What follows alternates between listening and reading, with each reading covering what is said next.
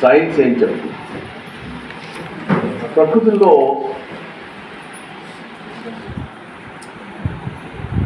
Photosynthesis process ద్వారా సూర్యరశ్మిని ఆహారంగా మార్చే శక్తి మొక్కలకి తప్ప వేరే ఎవరికి లేదు.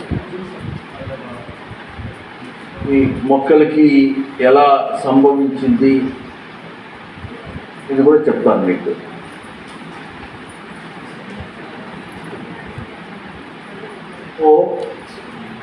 సూర్యరశ్మి దాంట్లో ఉన్న శక్తిని మొక్కలు, ముఖ్యంగా ఆకుల్లో క్లోరోప్లాస్ట్ ఉంటాయి. అందుకే ఆకుపచ్చ గ్రీన్ కలర్లో ఉండేది. ఈ క్లోరోప్లాస్ట్ వల్ల అందులో ఉన్న కార్బన్ డైఆక్సైడ్ ద్వారా తీసుకున్న నీళ్ళని కంబైన్ చేసి షుగర్స్ తయారు చేస్తాయి, కార్బోహైడ్రేట్స్. ఇంకా కొన్ని కెమికల్ ప్రాసెస్ ద్వారా షుగర్స్ని కాంప్లెక్స్ షుగర్స్గా, కాంప్లెక్స్ కార్బోహైడ్రేట్స్, ఫ్యాట్స్ అవుతాయి. Only if can produce this food. మొక్కలే ఆహారం తయారు చేయగలుగుతాయి. మనమంతా తినేవాళ్ళం కానీ అది మనం తయారు చేయలేము. మనం కానీ ఎవరు కూడా ఆకులు తప్ప, మొక్కలు తప్ప తయారు చేసే ఆహారంలో ఒక 40% కాండంలో ఉంటుంది. భూమి పైభాగంలో 40%, అంటే కాండము, కొమ్మలు, ఆకులు, పూలు, పండ్లు, గింజలు అన్నీ తయారు చేయడానికి జీవిత కాలంలో మొక్క 40% ఆహారము ఈ విధంగా వాడుతుంది. 30% ఆహారము వేర్లలో, వేర్ల అభివృద్ధికి వాడుతుంది.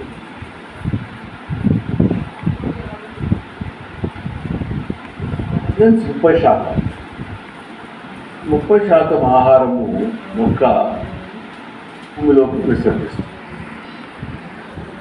ఎందుకు మొక్క ఎలా చేస్తుంది? దీన్ని సాయిల్ ఫుడ్ వెబ్ అంటారు. ఇది మీకు చెప్పాను, ఇలేనింగం గారు దీన్ని మొట్టమొదటి ప్రవేశపెట్టారని. దీంట్లో మీరు చూస్తే సూర్యరశ్మి, మొక్కలు భూమిలోకి ఆహారం విసర్జిస్తున్నాయి. మరియు సూక్ష్మజీవులు, బ్యాక్టీరియా, ఫంగై అంటే శిలీంధ్రాలు, పైన నెమటోడ్స్ ఉంటాయి, ప్రోటోజోవా, ఆర్థ్రోపాడ్స్, ఆ తర్వాత సెంటిపీడ్స్, మిల్లీపీడ్స్, ఆ తర్వాత భూమి పైన పక్షులు, ఇంకా ఇతర ఇన్సెక్ట్స్. సో ఇది భూమి కింద ఉన్న ఒక వేరే ప్రపంచం.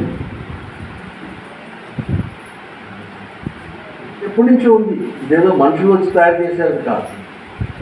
కోట్ల సంవత్సరాల నుంచి ఈ ప్రక్రియ జరుగుతూ ఉంది.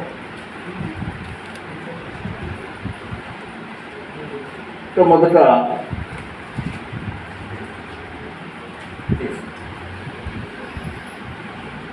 ఓషన్స్లో ప్రారంభమైంది. సముద్రాలలో బ్యాక్టీరియా ఎప్పుడైతే జన్మించిందో అది కూడా అందరూ మ్యూట్ చేసుకోవాలా. అది కూడా 380 కోట్ల సంవత్సరాల క్రితం. తర్వాత మన భూమి మీద రాళ్లే మనం ఎప్పుడైతే మీరు ఎక్కడ కూర్చున్నారో, నేను ఎక్కడ కూర్చున్నానో,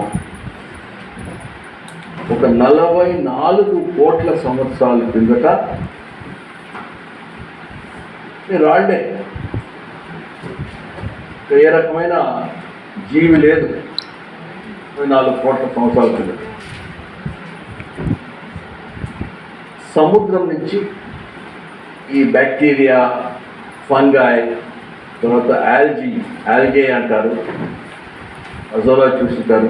సో ఆ విధంగా ఇవి సముద్రం నుంచి ఈ రాళ్ల మీదకి వచ్చి రాళ్లను కరిగించి మట్టి తయారు చేశారు.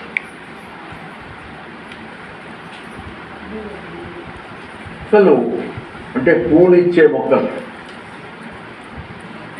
కూడా ఉన్నాయి, జిమ్నోస్పర్మ్స్ అంటారు. బట్ ఇప్పుడు మనము మాట్లాడేది యాంజియోస్పర్మ్స్. దాదాపు 12 నుంచి 14 కోట్ల సంవత్సరాల కిందట మొక్కలు వచ్చాయి.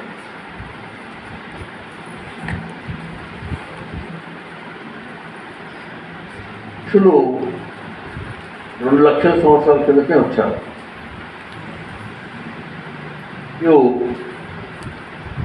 వ్యవసాయము ఇది 10,000 సంవత్సరాల కిందటే ప్రారంభమైంది.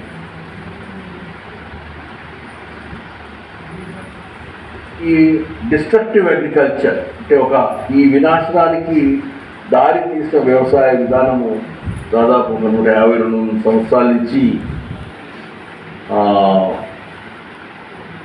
అటైంది.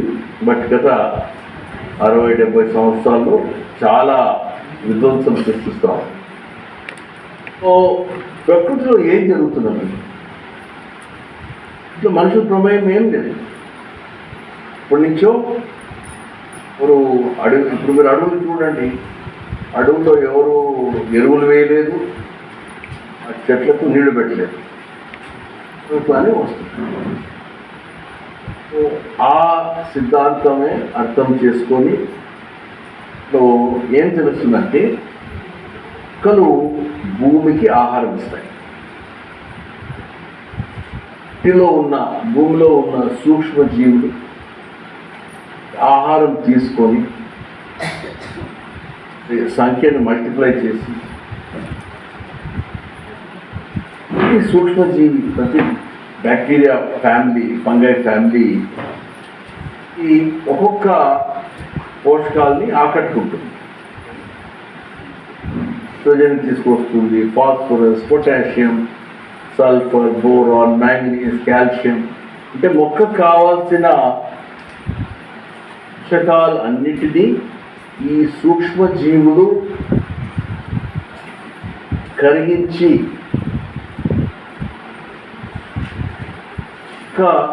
సులభంగా మొక్కలకి తీసుకునే విధానంగా అవైలబుల్ ఫామ్లోకి తీసుకొస్తాయి.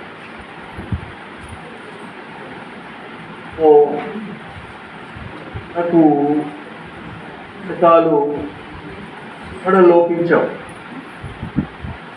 మట్టిలో కానీ, గాలిలో కానీ, నీళ్లలో కానీ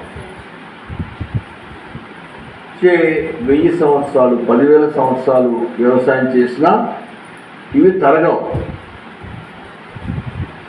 మనం బయట నుంచి ఎరువులు వేయాల్సిన అవసరం లేదు.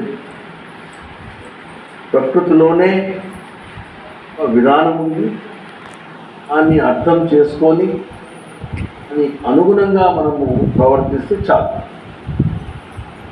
ఈ విధానంలో ఇంకా ముందు ఆహారము ఇస్తుంది మట్టికి. ఈ ఎక్స్చేంజ్ కింద పదార్థాలు, తనకు కావాల్సిన పదార్థాలు సూక్ష్మజీవులు అందజేస్తాయి. మీరు గుర్తుపెట్టుకోవాలా, ఒక 4 పోషకాలు కార్బన్, హైడ్రోజన్, ఆక్సిజన్, నైట్రోజన్ 4 మొక్కకి గాలిలో లభిస్తాయి మరియు నీళ్ల ద్వారా లభిస్తాయి. 4 పోషకాలే దాదాపు 98.5% బరువు మొక్కలకు వెయిట్ అంటారు, వెయిట్ ఆఫ్ ద ప్లాంట్. ఈ 98.5% ఈ 4 పోషకాలే. 1.5% ఆఫ్ కోర్స్ మట్టించిన వల్ల phosphorus, potassium, calcium, sulphur, boron, iron, manganese. దాదాపు ప్రతి మొక్కకు కూడా 40, 50, 60 పోషకాలు అవసరం. కొన్ని చాలా తక్కువ మోతాదులో అవసరం. సుమారు కావాలంటే కొంత ఎక్కువ కావాలా. మేజర్ న్యూట్రియంట్స్ ఉన్నాయి, మైక్రో న్యూట్రియంట్స్ ఉన్నాయి, తర్వాత ట్రేస్ మినరల్స్. సో ఇది ప్రకృతి నిర్ధారించిన పద్ధతి. పురుషులు దీంట్లో చేయాల్సిన పని ఏమీ లేదు, చెడగొట్టుకుంటే చాలు. దీంట్లో ప్రధానంగా సూక్ష్మ జీవుల సంఖ్య క్రమంగా లేకపోతే ఈ సైకిల్ నడవదు. సూక్ష్మ జీవుల వృద్ధి చేయడము ప్రధాన పాత్ర. సూక్ష్మజీవుల సంఖ్య, సూక్ష్మజీవుల వైవిధ్యత. మొక్క అన్ని పనులు చేస్తాం. ఉదాహరణ తీసుకుంటే మీరు ఒక ఎకరా భూమిలో 3 పంటలు పండిస్తే భాగం కాండం బయోమాస్ అంటారు. గింజలు తర్వాత కాండం కలిపి 40 టన్నుల వరకు పండించవచ్చు. పండించేదనుకోండి యావరేజ్ 40 టన్నులు అంటున్నాం.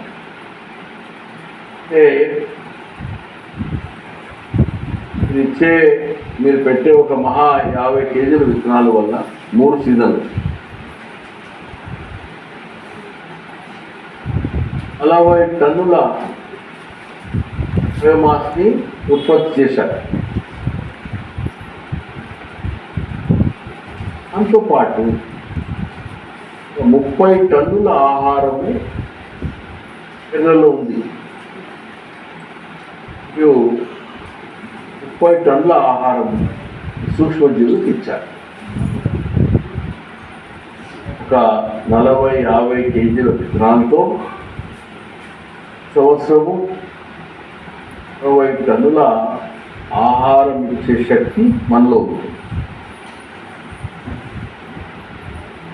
పూర్వీకులు మహా అయితే 10 టన్నులు ఇచ్చేవాళ్ళు. ఈ రసాయన వ్యవసాయం వాళ్ళు చెప్పిన దాన్ని చూస్తే మీరు 200, 300, 400 కేజీలు ఈ విషం రసాయనాలు వేస్తున్నారు మీ భూమి. ఇవన్నీ ఏం చేయకుండా పెట్టించి మీరేం కాకుండా మొక్కలు స్వతహాగా ప్రకృతిలో ఉన్న సిద్ధాంతము పాటించి మీరు అడగకుండా కూడా 20 టన్నుల ఆహారము నేను బిల్లు పంపించడం లేదు, మొక్క ఉత్పత్తి చేసి 60 టన్నుల ఆహారం 20 టన్నుల ఆహారం ఇచ్చి కావలసిన కొన్ని కేజీలు దానిని సూక్ష్మజీవుల ద్వారా పొందుతున్నాయి. సైన్స్ మనం చెప్తున్నాము, ప్రకృతి వ్యవసాయంలో వీటి నుంచి ఎరువులు అవసరం లేదు. వ్యవసాయం చేసే రైతులు కూడా కొన్ని చోట్ల 3 బండ్లు 4 బండ్లు దిబ్బెలు తోస్తున్నామని చెప్తున్నారు. అవసరం లేదు. మొక్కలు మనకంటే ముందు వచ్చాయి. మొక్కలు ఫలించాలో వాటికి తెలుసు. భూమికి ఆహారం ఇస్తుంది. ఈ విధంగా సక్రమంగా జీవుల సంఖ్య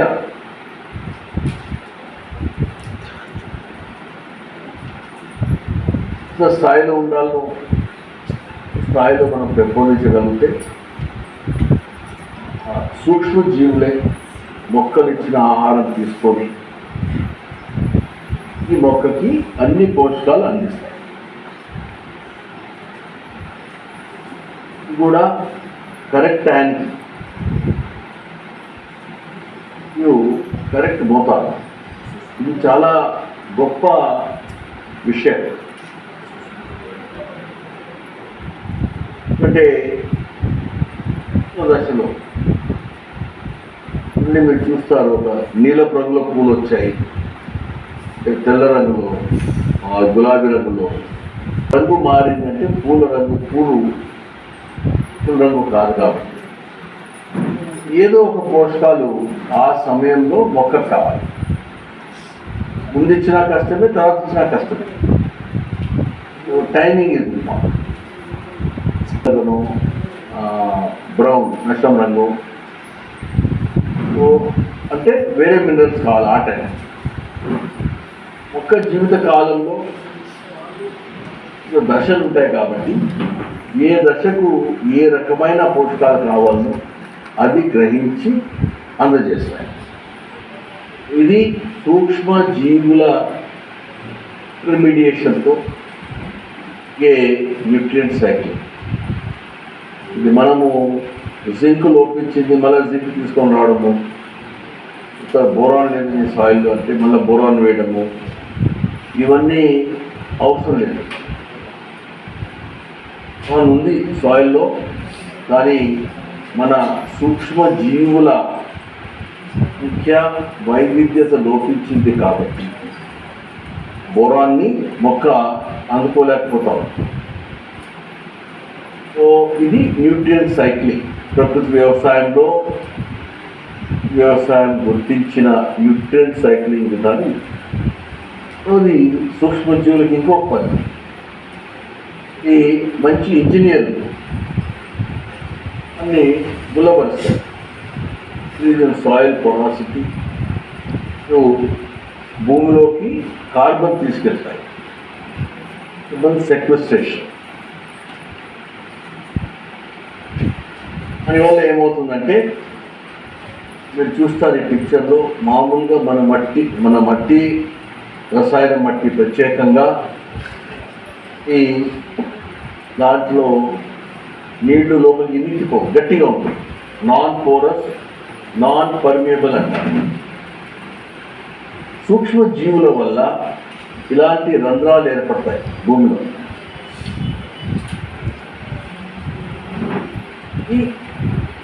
ఈ మంచి మట్టి గుణాలు లోపలికి ఇమికిపోవాలా. 100 క్యూబిక్ సెంటీమీటర్స్ మట్టి ఉంటే 50% గాలి ఉండాలి. దాన్ని మంచి మట్టి అంటారు. సో ఏరోబిక్ సాయిల్స్ అంటే ఈ విధంగా గాలి ఉంటుంది కాబట్టి ఆక్సిజన్ వస్తుంది. తర్వాత ఈ భూమిలోకి కర్బనం వ్యవసాయం ద్వారా భూమిలోకి వెళుతుంది కాబట్టి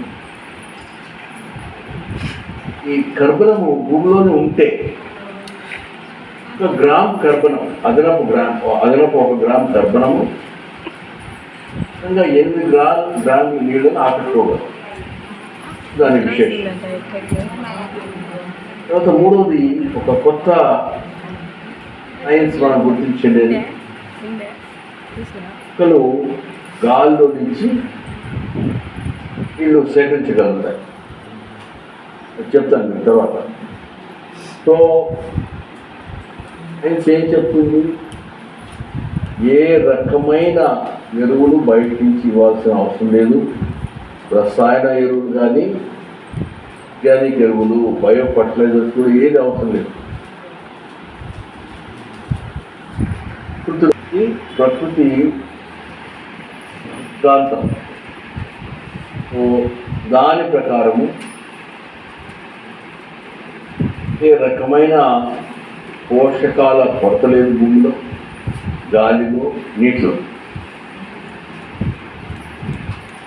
ఆ కొరత అంతా కూడా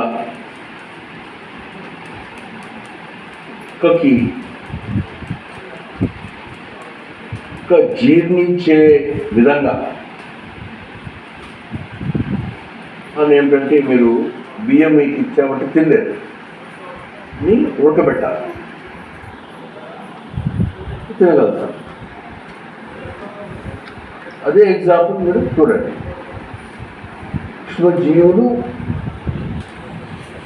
భూమిలో ఉన్న పోషకాలు ఇంకా జీర్ణించే విధంగా మారుస్తాయి వాటి అన్ని ఇంగ్లీష్లో బయో అవైలబుల్ ఫామ్ అంటారు. సో దీని ఆధారంగా మనము ప్రకృతి వ్యవసాయంలో 9 సూత్రాలను ఏర్పాటు చేస్తున్నాం. 9 సూత్రాలు కూడా ఒకదానికి ఒకటి ముడిపడింది. నేను మీకు ఎక్స్ప్లెయిన్ చేస్తాను. మట్టి ఎప్పుడు కూడా మట్టి మొక్కలతో ఉండాలా, మొక్కలతో కప్పి ఉంచాలి. ఈ 65 days గ్రీన్ కవర్ అర్థమేంటి? ప్రతిరోజు మొక్కలతో కప్పి ఉంచితే మొక్కలే భూమికి ఆహారం ఇస్తున్నాయి. ఆహారం వల్ల సూక్ష్మజీవుల అభివృద్ధి జరుగుతుంది, సూక్ష్మజీవుల వైవిధ్యత పెరుగుతుంది, తిరిగి పోషకాలు మొక్కలు ఇస్తాయి. సో ఈ సైకిల్ రోజు పెరిగితేనే శ్రేయస్సు. అవకాశాన్ని మీరు పోగొట్టుకున్న వాళ్ళు అవుతారు. 45 రోజులు కాకుండా ఒక 120 రోజులే మీరు పంటలు తీసుకొని సాధారణ భూముల్లో 345 రోజులు భూమి ఖాళీగా పెడుతున్నారు. భూమిని ఫస్ట్ పెడుతున్నారు 245 రోజులు. నా వర్షపాతం మళ్ళీ భూమి జరుగుతూ పెడుతున్నారు. ఓ ఇంత అవసరం ఉంది. మనకు వచ్చిన భూమిని అయితే రకంగా మీకు ప్రతిరోజు వరాలు ఇస్తుందో భూమిని పెడుతున్నాము అని నుంచి ఇలా లబ్ధిని పొందలేకపోతుంది. సో అందుకు 365 days గ్రీన్ కవర్. ఓకే, మీకు ఈ 3 రోజుల ట్రైనింగ్లో కూడా PMDS, ప్రధాన పంటలో పంట వైవిధ్యత, ప్రధాన పంట హార్వెస్ట్ చేసినాక మీరేం చేయాలో చాలా ముఖ్యమైనది. ఈ సీజన్లో ప్రతి సమయం కూడా ఎంత వైవిధ్యత ఉంటే అంత మంచిది. ఎందుకంటే చూస్తారు, ఒక మొక్క పిల్ల ద్వారా ఆహారం భూమిలోకి విసర్జిస్తుంది. ఆహారంలో మొక్క కొన్ని ఎంజైమ్స్ పంపిస్తాయి. వేరుశనగ మొక్క ఉంటే అవి ఆహారంలో పాటు ఈ ఎంజైమ్ ద్వారా ఈ సూక్ష్మ జీవులకు సిగ్నల్స్ పంపిస్తాయి. అప్పుడు సూక్ష్మజీవులు వ్యవస్థ నుంచి లేచుకొని మేల్కొని ఆహారం దగ్గరికి వెళ్తాయి. ఈ ప్రక్రియ ప్రారంభమవుతుంది. ఈ సిగ్నల్స్ అనేటివి రకాల బ్యాక్టీరియాకి వెళ్ళదు. 100 రకాల బ్యాక్టీరియా ఉంటే ఈ వేరుశనగ అయితే హార్మోన్స్ని సెక్రెట్ చేస్తుందో ఆ సిగ్నల్స్ ఒక 20 బ్యాక్టీరియా దగ్గరికి వెళ్తాయి. ఒక 50 రకాల శిలీంధ్రం ఉంటే ఒక 5 రకాల శిలీంధ్రం దగ్గరికి వెళ్తాయి. అంటే 45 రకాల శిలీంధ్రానికి సిగ్నల్ వెళ్ళలేదు, 80 రకాల బ్యాక్టీరియాకి సిగ్నల్ వెళ్ళలేదు. వేరుశనగతో పాటు కంది పంట పెట్టాలన్నమాట.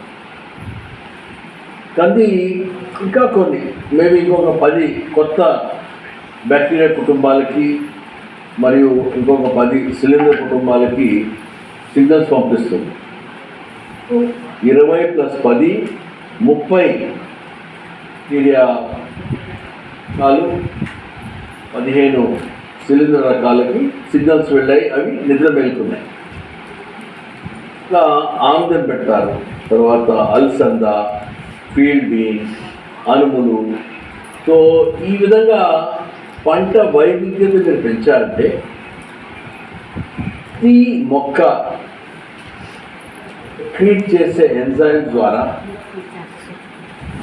భూమిలో ఉన్న అన్ని రకాల సూక్ష్మ జీవుల ఎటీస్ ఏవైతే ఉంటాయో, కుటుంబాలు ఉంటాయో, ఇవి నిద్ర మేల్కుంటాయి, పని ప్రారంభం చేస్తాయి. ఇప్పుడు భూమి పైన ఉన్న ప్రతి మొక్కకి ఇన్ని రకాల పోషకాలు ట్యాంక్ అంటాయి. వేసవికి పంటే వేశారనుకోండి, 20 రకాల బ్యాక్టీరియా, 5 రకాల శిలీంధ్రమే నిద్ర మేలుకుంటాయి. అవన్నీ నిద్ర వ్యవస్థలో ఉంటాయి. దానికి కావాల్సిన మోతాదులో కానీ, దానికి కావాల్సిన వైవిధ్యత కానీ అందచేయలేదు. మీరు నష్టానికి కూడా అవుతారు. పంట వైవిధ్యత ఎప్పుడైతే తీసుకొని వస్తారో ప్రతి మొక్కకి ఇన్ని రకాల పోషకాలని ఇవ్వడానికి అవకాశం ఉంటుంది. సో ఇది చాలా ముఖ్యమైన సూత్రము. ఈ గ్రీన్ రెవల్యూషన్లో ఈ మోనోక్రాప్ వేసి రకాల పంటలు వేసుకోవచ్చని కూడా మీకు తెలియదు. ఇదికి వచ్చేసాం. ఇది తిరిగి దీన్ని పూర్తిగా అర్థం చేసుకొని ఆఫ్ డైవర్సిటీ ఇది చాలా ముఖ్యమైనది. దీంట్లో ఇంకో కారణం కూడా ఉంది. ఏదైనా కారణాల వల్ల అకాల వర్షాలు కానీ, బెట్ట కానీ, దానివల్ల పంటలు పోవచ్చు, కానీ మిగతా పంటలు మిగులుతాయి. ఒక విధంగా సూక్ష్మజీవుల వైవిధ్యతని పెంచడానికి పనికి వస్తాయి. దాంతోపాటు ఏదైనా ప్రమాదం జరిగినా కూడా మీకు ఇప్పటికి 100% నష్టం జరగకుండా దాన్ని మీరు మైస్ చేయవచ్చు. ఇది రెండవ సూత్రం. సూత్రము మట్టిని ఎప్పుడూ మొక్కలతో కప్పి ఉంచాలి. ఎప్పుడైతే మొక్కలు ఉండవో ఆ సమయంలో మీరు వ్యర్థాలతో మీరు కప్పి ఉంచాలి. రశ్మి డైరెక్ట్గా మట్టికి తగలకూడదు. ఇదంతా మీరు చేస్తే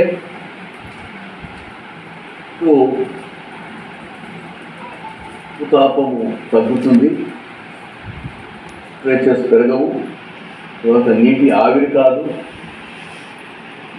ఇది డిసింటిగ్రేట్ అయి కొంతవరకు పోషకాలు వస్తాయి.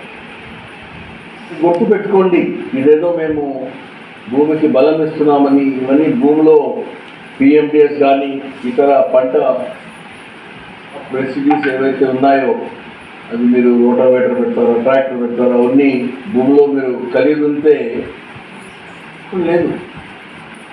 ఎందుకంటే పంట వైవిధ్యత మీరు పైన పెట్టి ఆల్రెడీ మొక్క భూమికి ఆహారం ఇచ్చింది, అలా మీరు చేయాల్సిన అవసరం లేదు. హ్యూమస్ ఏదైతే ఏర్పడుతుందో జీవద్రవ్యము, అది ఎర్ల ద్వారా ఏదైతే ఆహారం విసర్జిస్తుందో అది భూమిలో ఉన్న పోషకాలతో కంబైన్ అయి అది హ్యూమస్ ఏర్పడుతుంది. అదేవిధంగా సీజనల్ క్రాప్స్ అవుతాయి. మీరు ఎప్పుడైతే పంట హార్వెస్ట్ చేస్తారో వేర్లు కూడా డిసింటిగ్రేట్ అవుతాయి, వేర్లు కూడా సూక్ష్మజీవులకు ఆహారంగా మారుతాయి, నుంచి కూడా హ్యూమస్ ఏర్పడుతుంది. మూడో అంశము, పంట వ్యర్థాలు భూమి మీద కప్పినందుకు అవి హ్యూమస్ ఎక్కువ స్థాయిలో ఏర్పడతాయి, ఏదో కొంత ఏర్పడుతుంది, ఒక 3%, 5%. ఈ మూడవ సిద్ధాంతము భూమి దున్నకూడదు, చాలా తక్కువ, shallow tillage, minimum tillage. Tillage best, తక్కువ డిస్టర్బెన్స్ ఇస్తే అర్థం. రైతు సొంత విత్తనం వాడుకోవాలి.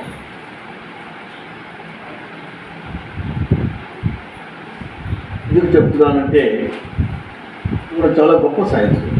ఇది కూడా ఇప్పుడిప్పుడే మాకు అర్థమవుతుంది.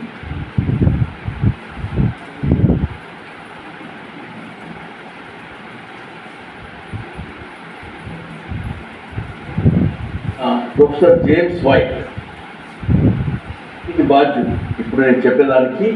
ఆయన డిస్కవరీ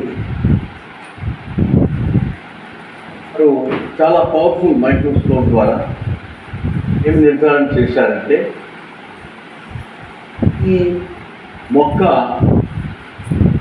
ఏదైతే ఆహారం విసర్జిస్తుందో ఈ సూక్ష్మజీవులకు సిగ్నల్ అది. ఆ సూక్ష్మజీవులు ఈ ఆహారం కోసము వచ్చి వేర్ల లోపలికి వెళ్తాయన్నాడు ఆయన. అలా బాగా వీడియోస్ కూడా తీశారు ఆయన.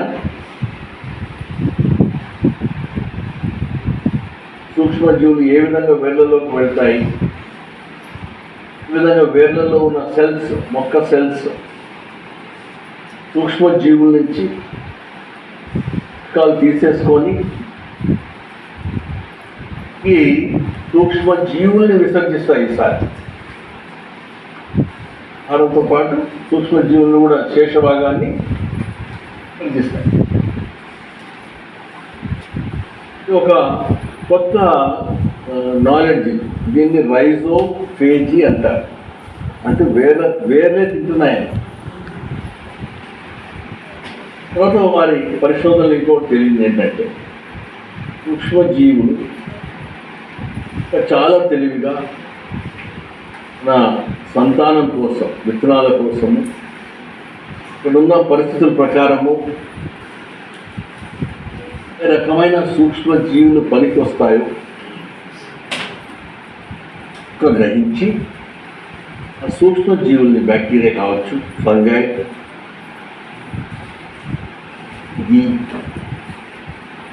ఇంకా కొన్ని ఉంటాయి, అన్నిటినీ ఇది బయటికి విసర్జించకుండా పిండంలోకి తీసుకెళ్తాయి. కావలసిన సూక్ష్మజీవులు పిండంలోకి తీసుకెళ్తాయి. కొమ్మల్లోకి, ఆకుల్లోకి, పువ్వులు, పండు, గింజలు, విత్తనాలు. ప్రతి విత్తనంలో కూడా ఇట్లాగే సూక్ష్మజీవులు ఉంటాయి. ఈ మొక్క చాలా జాగ్రత్తగా నాకు పనికొచ్చే సూక్ష్మజీవులని ఆ విత్తనంలోకి తీసుకెళ్తారు. అందుకు మీరు ఉన్నారంటే ఇక్కడున్న భూమి, అక్కడున్న మట్టి, ఇక్కడున్న వాతావరణ పరిస్థితులు దృష్టిలో పెట్టుకొని కొన్ని సూక్ష్మజీవులు మీ మట్టిలో ఉంటాయి. అవి ఇలాంటి పరిస్థితులు తట్టుకోగలుగుతున్నాయి కాబట్టి ఇలాంటి సూక్ష్మజీవులు మీ విత్తనంలోకి వచ్చేసాయి. తీసుకొని పాడేది పంపిస్తే అది లాభం లేదు. మీకు మీరు విత్తనాల ప్యాకెట్లు బయట నుంచి కొనకూడదు. మీ సొంత విత్తనము శ్రేష్టమైనది. కాలంలో కూడా ఏదైతే మొక్క బాగా అభివృద్ధి చెందిందో గుర్తించేవారు. ఏ మొక్క నుంచి మనం విత్తనాలు తీసుకోవాలని దానికి ఒక గుర్తు పెట్టి రిబ్బన్ కట్టడము, విత్తనాల కోసము దాన్ని పక్కబెట్టేవారు. అది తిరిగి ఆ పద్ధతి రావాలి. మీరెవరు కూడా బయటికి వెళ్ళి విత్తనాలు కొనకూడదు. మీ భూమిలో తయారై భూమిలో ఉన్న సూక్ష్మజీవులను మొక్క చాలా మీతో సంతానం కోసము దాచిపెట్టింది. ఆ విత్తనం అక్కడ వేస్తే ఫలితాలు వస్తాయి.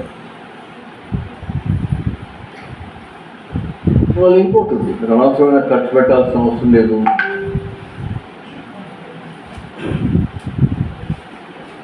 ఎదుగుదల బాగుంటుంది, ఉత్పత్తి కూడా బాగుంటుంది. దీని భాగంగా దేశవాళీ విత్తనాలు చాలా మంచివి అంటారు జేమ్స్ వైట్ గారు. చాలామంది శాస్త్రవేత్తలు కూడా దేశవాళీ విత్తనాలు ఎంత గొప్పగా పనిచేస్తాయని చెప్పారు. సో